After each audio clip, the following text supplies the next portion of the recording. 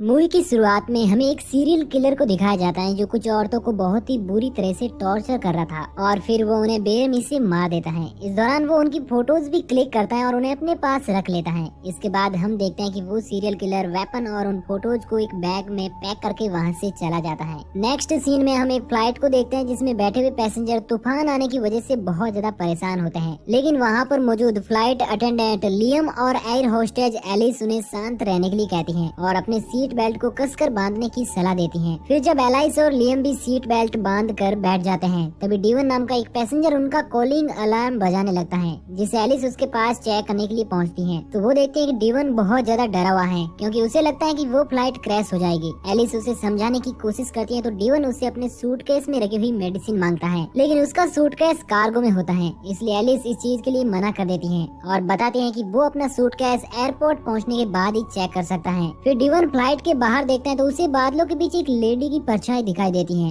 जो कि एक घोस्ट होती है, इसलिए वो बहुत ज्यादा डर जाता है और बहुत ही बुरी तरह से चिल्लाने लगता है। एलिस उसे शांत करने की कोशिश करती है और उसे अपनी सीट पर बैठने के लिए कहती है, लेकिन वो उसकी बात न मानकर वॉशरूम में चला जाता है जहाँ पर उसे फिर से घोस्ट की परछाई दिखाई देती है, जिससे वो डरकर बुरी तरह से चिल्लाने लगता है। उसकी चीख सुनकर फ्लाइट में बैठे हुए लोग भी बहुत ज्यादा डर जाते हैं। फिर वो वॉशरूम से बाहर आकर प्लेन को टेक ऑफ करने के लिए कहता है। इस दौरान वो लोगों को घोस्ट के बारे में भी बताता है और क्योंकि उसे कुछ भी समझ नहीं आ रहा होता है इसलिए वो पूरी तरह से कंट्रोल से बाहर हो जाता है। तभी वहाँ पर मौजूद पुलिस ऑफिसर ऑस्टिन उसे पकड़ लेता है और एलिस की हेल्प से उसे नींद की मेडिसिन देकर सुला देता है। फिर लियम कैप्टन जैक को कॉल करके इस बारे में बताता है तो वो सभी पैसेंजर को कंफर्टेबल फील कराने के लिए कहता है, इसलिए एलिस और लियम पैसेंजर को ड्रिंक ऑफर करने लगते हैं। तभी वहाँ पर मौजूद एक लेडी खाने के लिए स्नैक्स मांगती है। हालांकि पहले तो एलिस इस चीज के लिए मना करती है, लेकिन फिर वो उसे चुपचाप सैलेड का पैकेट दे देती है। मगर जब वो लेडी उन सैलेड को खाती है तो उसे उल्टी होने लगती है क्योंकि उस सैलेड में कीड़े पड़ गए थे।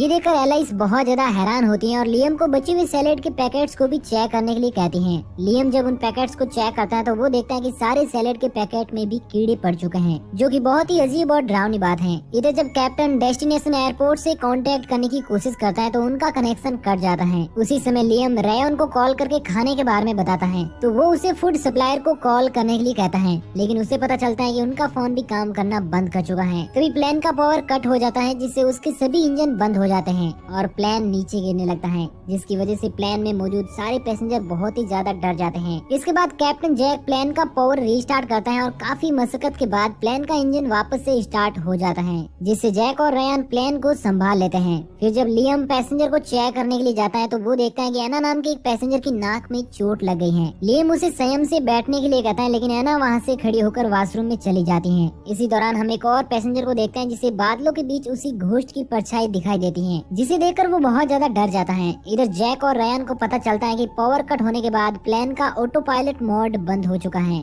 लेकिन फिर भी जैक रेयान को समझाता है कि सब कुछ ठीक हो जाएगा, बस हमें आगे बढ़ते रहना होगा। फिर हम एना को देखते हैं जो वॉशरूम में अपनी नाक से निकल रहे ब्लड को साफ कर रही होती है। तभी उसे छोटे बच्चे की रोने की आवाज सुनाई देने लगती है। तब वो मिरर में देखती है कि उसका गला कट चुका है, जिससे वो बहुत ज्यादा डर जाती है और वॉशरूम से बाहर आने की कोशिश करती है, लेकिन उसका दरवाजा लॉक हो चुका था, इसलिए वो हेल्प के लिए चिल्लाने लगती है। तो उसकी आवाज सुनकर एलिस ऑस्टिन को इस बारे में बताती है तो वो एक टूल की हेल्प से उस दरवाजे को खोल देता है। फिर वो लोग देखते हैं कि एना की हालत बहुत ज्यादा खराब है। इस दौरान वो बताती है कि मैंने वॉशरूम में एक प्रेग्नेंट लेडी को देखा जो कि काफी घायल थी। ये सुनकर ब्रायन की गर्लफ्रेंड बहुत ज्यादा डर जाती है, तो ब्रायन उसे समझाता है कि इस तूफान के खत्म होते ही सब कुछ ठीक हो जाएगा। फिर ब्रायन उसे म्यूजिक सुनने के लिए कहता है ताकि वो रिलैक्स हो सके, लेकिन जब वो म्यूजिक सुन रही होती है तो उसे किसी की आवाज सुनाई देती है जो कि रिवेंज मांग रही थी। ये सुनकर उसे काफी अजीब लगता है, इसलिए वो ब्रायन को भी ये चीज सुनाने की कोशिश करती है, लेकिन उसे कुछ भी सुनाई नहीं देता है, जिससे उसे लगता है कि शायद वो उसका भ्रम था, इसलिए वो वापस से म्यूजिक सुनने लगती है। तभी कोई लेडी उसके कान में बहुत जोर से मर्डर के लिए चिल्लाती है, जिससे उसे बहुत ज्यादा दर्द होता है और उसके कान से खून निकलने लगता है और इस चीज से वो बहुत ज्यादा डर जाती है। इसके बाद एलिस जैक के पास पहुंचती है और उसे फ्लाइट में हो रही सारी चीजों के बारे में बताती है। तो वो कहता है कि तुम्हें लोगों को समझाना होगा क्योंकि मैं इस समय प्लेन को संभालने में बिजी हूँ। तभी जैक को आसमान में कुछ उड़ता हुआ दिखाई देता है। हालांकि पहले तो उसे लगता है कि वो चिड़िया है, लेकिन इतनी ऊंचाई में चिड़ियों का उड़ना इम्पॉसिबल है। और सबसे बड़ी बात यह है कि ये सारी चीजें सिर्फ जैक को ही दिखाई दे रही थी, इसलिए वो एलिस से एक पानी की बोतल मांगता है। फिर हम ब्रायन की गर्लफ्रेंड को देखते हैं जिसे देखकर ऐसा लगता है जैसे कि वो किसी घोस्ट से पोजेज हो।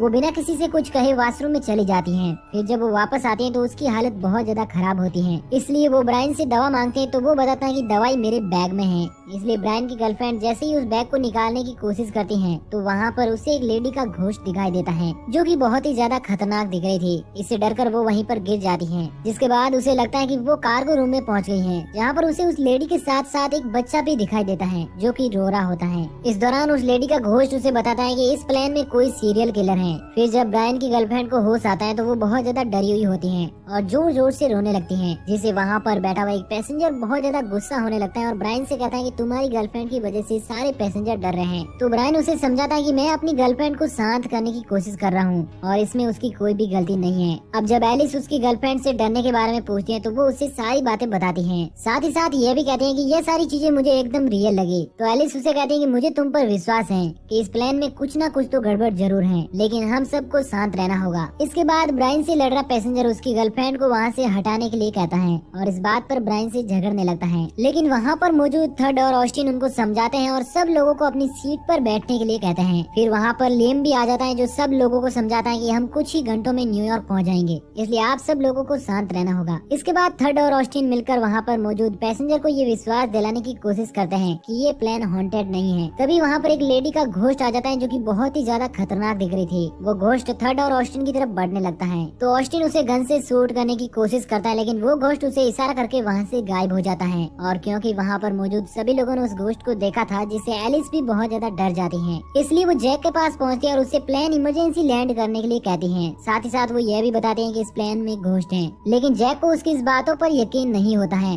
तो वो कहते हैं कि इस चीज को प्लेन में मौजूद हर एक पैसेंजर ने देखा है। तो जैक कहता है कि कोई घोस्ट हमारे प्लेन पर हमला क्यों करेगा। तभी रियान बहुत ही अजीब आवाज में कहता है कि इस प्लेन पर घोस्ट ने अटैक किया है क्योंकि वो रिवेंज चाहती है। फिर जैक और एलिस के देखते ही देखते रियान एक घोस्ट में बदल जाता है और जैक का गला दबाने लगता है, जिससे प्लेन आउट ऑफ कंट्रोल हो जाता है। ये देखकर ऑस्टिन किसी तरह से रियान के पास पहुंचता है और उसे जैक से दूर कर देता है, जिससे वो बच जाता है, लेकिन रियान वहीं पर बेहोश हो जाता है। ये सब देखकर ऑस्टिन बहुत ज्यादा हैरान होता है और पैसेंजर के पास पहुंचकर बताता है कि इस प्लेन में कुछ तो गड़बड़ जरूर है जो कि हम सब जानते हैं, और ये चीज फिजिकली नहीं बल्कि कुछ ऐसा है जो हम सबको समझ नहीं आ रहा है। इसके बाद सब लोग बारी बारी से वो सारी चीजें बताते हैं जो उन्होंने देखी थी या महसूस की थी। इस दौरान जब ब्रायन की गर्लफ्रेंड कार्गो रूम के बारे में बताती है तो ऑस्टिन कार्गो में जाकर चेक करने का डिसीजन लेता है और साथ ही अपने साथ डीवन को भी चलने के लिए कहता है क्योंकि उसी ने सबसे पहले उस घोस्ट को देखा था। फिर जब वो दोनों कार्गो एरिया में पहुंचते हैं तो वहाँ पर उन्हें एक छोटे बच्चे की डेड बॉडी मिलती है जो कि देखते ही देखते गायब हो जाती है। इसके बाद वो दोनों आगे बढ़ते हैं, तभी उन्हें वहाँ पर एक लेडी की झलक दिखाई देती है जो कि बहुत ही ज्यादा खतरनाक दिख रही थी,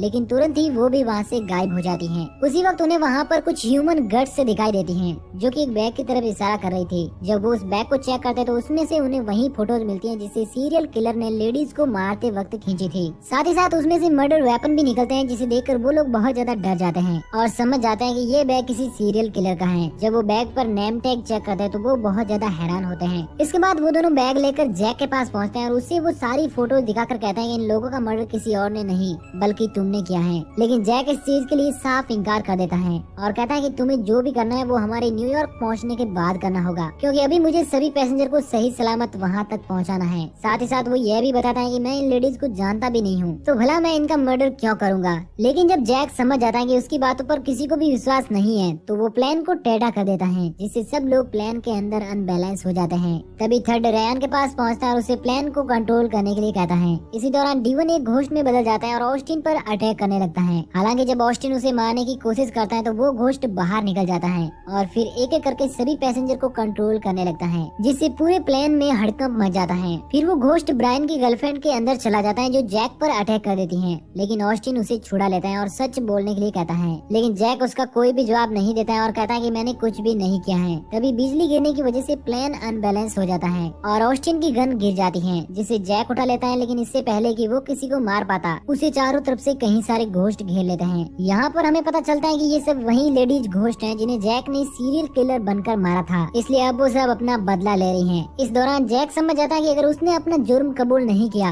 तो वो बुरी तरह से मारा जाएगा, इसलिए वो सारी बातें एक्सेप्ट करता है और खुद को गिल्टी बताता है। लेकिन वो घोस्ट रिवेंज के लिए उसी के हाथों से उसे शूट कर देती है जिससे जैक वहीं पर मारा जाता है। इस दौरान प्लेन की हालत भी बहुत ज्यादा खराब हो जाती है जिससे सारे पैसेंजर डर जाते हैं क्योंकि उन्हें लगता है कि अब वो नहीं बचेंगे, लेकिन रेयान किसी तरह से प्लेन को लैंड करवा देता है। हालांकि वो क्रैश हो जाती है लेकिन इसके बावजूद भी प्लेन में बैठे हुए सभी लोग सही सलामत बच जाते हैं और यहीं पर ये मूवी एंड हो जाती है। तो दोस्तों अगर आपको ये कहानी अच्छी लगी हो तो आगे आपको इन फ्यूचर ऐसी एक्शन, हॉरर और रोमांस से भरपूर कहानियों का डेली डोज मिलता रहे। बाकी लेजी एक्सप्लेनर मिलेगा आपको किसी नए दिन नई कहानी के साथ। तब तक के लिए देखते रहिए, मुस्कुराते रहिए।